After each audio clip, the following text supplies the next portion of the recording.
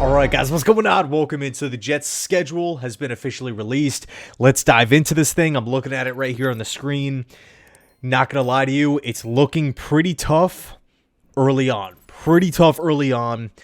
Let's start from the top, right? Week 1 at home opener, September 7th against the Pittsburgh Steelers at 1 o'clock. Week 2. Buffalo Bills, Josh Allen, they're coming to town. Back-to-back home games to start the year off. I do like that. And 3 straight 1 o'clock games, with the next one being in Tampa Bay to take on Todd Bowles and Baker Mayfield. Quick little side note, I'll be at that game. Really excited that game is scheduled early into the year, not in like December or anything like that. But moving on, week 4, at Miami Dolphins, it's a primetime game at 7:15. I haven't looked at the other schedules around the league, but if it's a 7:15 kickoff, that probably means that that's like a doubleheader on Monday night, with like a later West Coast game, kicking off probably at like 9 or something like that. But in any case, Jets at Dolphins, back-to-back Florida games too. So 2 home games and then 2 games in the state of Florida. Week 5, home against the Dallas Cowboys, 1 o'clock on Fox. Week 6, primetime in London, Jets Broncos. And this is considered a Jets home game, right? 9:30 kickoff Eastern Standard Time. Week 7, at home, Carolina Panthers, 1 o'clock Fox. Week 8, Jets at Bengals. That's going to be a tough game, right? You know, of course, every season is different. Every year presents new challenges and whatnot. But this is right around the time that the Bengals start putting it together and start putting together wins. But anyway, week 9, it's a bye. I do like the bye week positioning. Week 10, home against the Cleveland Browns. Week 11, at New England Patriots, Thursday night game. So short week there, but then a long week to prepare for the Ravens in Baltimore. Atlanta Falcons, week 13 at home. At home again in week 14, taking on the Dolphins. So we all know the Dolphins' struggles, them playing down south. It seems to be their bread and butter. And then when they play in colder environments later in the year, they seem to struggle. They just don't look as fast. They don't look as sharp, as physical. So small little positive there. Week 15 at Jacksonville. Week 16 at New Orleans Saints. Then come back home, New England Patriots in week 17. And then the final week of the season, week 18 here, Jets at Bills. So, elephant in the room, tough schedule early on. Now, on one hand, we can't pretend like this is like super shocking. Like, we didn't know who we were going to play. We knew we were going to play Dallas. We knew we were going to play Tampa. We knew we were going to play the Buffalo Bills 2 times. We knew we were going to be in Cincinnati for a game. It's just the scheduling seems to be pretty, I would maybe say, one-sided. I mean, if you just literally take the bye week as that midpoint, look at the first half and the second half. Yeah, the second half is a lot more favorable, I would say, in the Jets' favor. Now, yesterday I did post a video talking about my wish list for the schedule, and one of the biggest points I was trying to hone in on was I wanted the, no disrespect, the quote-unquote lesser teams, the teams that aren't really projected to have a lot of wins this upcoming season. Ideally, I would have loved to see those teams slammed early into the schedule. Reason being, the Jets have a lot of brand new faces. They have a new head coach, a new OC, a new DC, 2 new schemes, a brand new quarterback. And not to mention all these rookies, Arian Smith, Mason Taylor, Armand Membu. You got Brandon Stevens at corner coming in as a free agent. It's a young team with a lot of changing things from last year. There's going to be speed bumps. There's going to be mistakes along the way.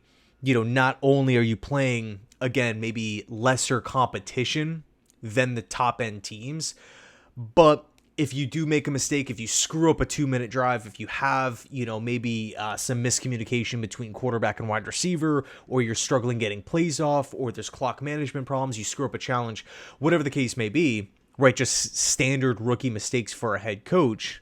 If you're making those mistakes against a team that's projected to win 3-4 games, it's a little bit more forgiving, right? Is that 3-4 win projected team going to capitalize on every single mistake that you make? Probably not. But are the Buffalo Bills going to do that? Yeah, they're going to capitalize, right? Are the Cincinnati Bengals going to capitalize? Probably, right? So again, as the Jets were trying to work out the kinks in the early parts of the season, my kind of thought process was, hey, if we can get Carolina, if we can get New Orleans, if we can get, I think Jacksonville will probably take a lot of steps forward this season, but maybe Jacksonville early on in the year. Not the case. Not the case.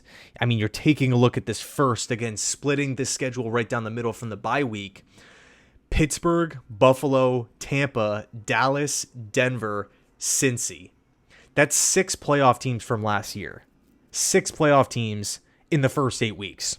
And then, you're taking a look at Miami. Their hope is to make the playoffs. And then Carolina, you're going to assume that, I thought they had a great draft. There's kind of pressure starting to build. Okay, what's this team going to look like offensively with, some new additions to the squad? Carolina's not going to be a cakewalk, right? So this early section of the schedule, we are going up against some well-coached teams, some very talented teams, and that goes without saying, right? Playing in some tough environments at Tampa while it's hot, in Cincinnati, going across the pond to London. How's a first-year head coach in Aaron Glenn going to handle that week of preparation? That's still up in the air. First, not going to lie, the first half of the schedule is freaking tough. But then you look at the second half, right, and things start to ease up a little bit more, okay? So we have the bye week, so 2 weeks to prepare for the Cleveland Browns, who, of course, only had 3 wins last year. I think the Browns will be better.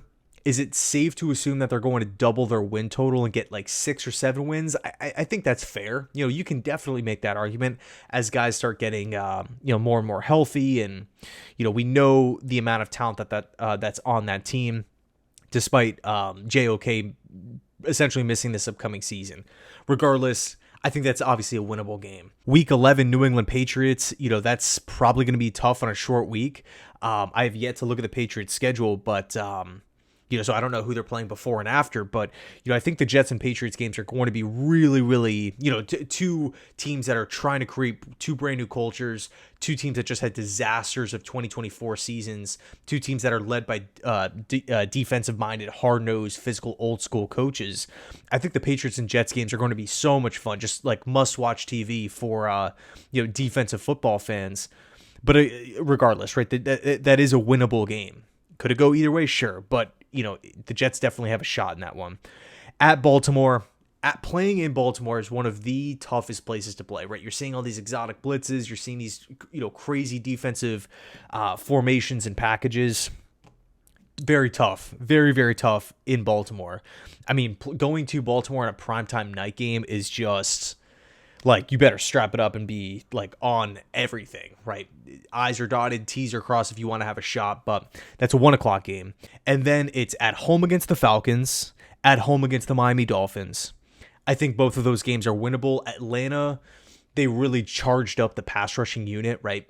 Jalen Walker in the draft, James Pierce in the draft. I think the Atlanta Falcons defense should, on paper, look a lot better. And who knows if Michael Penix takes like a big step forward this upcoming season. But regardless, that is definitely, a game that I have some confidence in.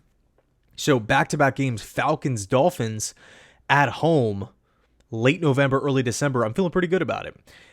Week 15 and week 16. This is a really, really awesome section of the schedule. You got at Jaguars mid-December, warm weather game, and then at Saints late December in a dome. So you're looking, and then so week 17, you're at home against the division rival New England Patriots. So you're looking literally at that, 5-game stretch here, home against Falcons, home against Dolphins, warm weather Jaguars, in a dome New Orleans Saints. Who the heck knows how the Saints are going to look this season? I mean, with the Carr, retirement, a lot of people are thinking that the Saints are going to have the number 1 overall pick, and then home against the New England Patriots, and, who knows how that first matchup is going to go against New England, but that's going to be a real, maybe a litmus test for the Jets coaching staff, right? How do they prepare for a team that they've already played against, right? Where will those adjustments lie, if at all, right? So I'm really, really loving that 5-game stretch to end the year. I think, and, of course, right, Buffalo Bills, end of the year. Who knows how that situation is going to be, right? I believe that the Buffalo Bills are very much in play to win the Super Bowl. So that could very well be a situation where the Bills maybe rest their starters. We saw that this past season, and they didn't even have the first seed. And they rested their starters against New England. That was the Joe Milton game. So there's a chance that the Jets could literally end the season off on a big-time winning streak. Say we win 5 of 6. We beat the Dolphins. We beat the Patriots. We go down to Jacksonville, we snag a win, and Buffalo maybe rests their starters late. We get 5 wins out of 6 weeks. I mean, that could very well be 5 wins. 5 wins right there. Now, could the Jets drop one? Sure. But that's 5. What was the Vegas over-under? 5.5. That's 5 to end the year. Just, positive, optimistic outlook right now. We didn't talk about the Panther game. Could that be a win? I think so. We didn't talk about the Browns game. What happens in that first New England Patriots game? Could there maybe be an upset down south of Miami week 4? And then not to mention, too, you got the Pittsburgh Steelers week 1. Who knows what their current situation is going to be looking like at the quarterback position. Aaron Rodgers is still unsigned. Does he maybe skip a mini camp or take time to himself and they get off on a rocky, who knows? It's just all hypotheticals. But I do like having Pittsburgh week 1 because, of course you have like the NFL storylines, right? Rodgers returning against the Jets. You have Justin Fields going up against his team in the Pittsburgh Steelers. There's kind of feels like there's some bad blood there. But also too, from the Jets standpoint, right? If Rodgers does in fact sign with Pittsburgh, you're circling that game all summer long, every single day of training camp. Are you practicing hard enough? Are you going hard? Are you going 100%, 110%? Even if the day is hot, even if you're playing against a tough team and joint practices, right? Tempers are flaring. Remember, you got the Steelers week 1. A top-end organization as far as, how the team is ran, from ownership down to Mike Tomlin. Just it's a well-ran organization despite the lack of playoff success these past handful of years. The Steelers will be ready. Will the Jets be? I think having that, maybe motivation early on, just every day, you put that Steelers logo up if you're Aaron Glenn in the locker room, week 1. Are we competing to our top level? Are we going to be ready to play against this team who made the playoffs last year and is damn sure going to be having playoff expectations this upcoming year? Then you throw on top of it the Fields and Rodgers aspect to the whole thing. So, I think right now, again, first schedule drops today. I'll have the full record prediction. I want to take at least a day or two to really dive in. We still don't, there's still really, really good free agents out in the market. Who knows what happens with injuries and everything. But I'll probably have the record prediction up in a couple days. I really like to dive into the other team schedules as well, right? Where, for example, week 5, Dallas Cowboys.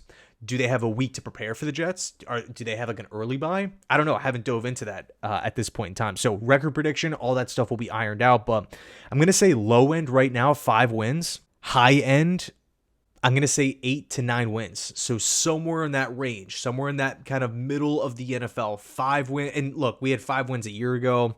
We all know how last season went. 5, 6, 7, 8, maybe 9. But I think I'm probably going to call it at like 7, 8. But again, record prediction coming in a couple days. Let me know your thoughts down below in the comment section. I know at first glance, it's just like, God, like we got to go to Tampa early. Got the Bills early on. Damn, we got to go to Cincinnati in the first half of the season.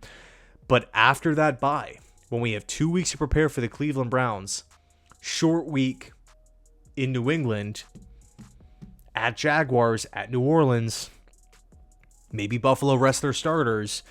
There are some winnable games here. So anyway, let me know your thoughts down below. Thanks so much for watching. I appreciate you guys, and as always, go Jets.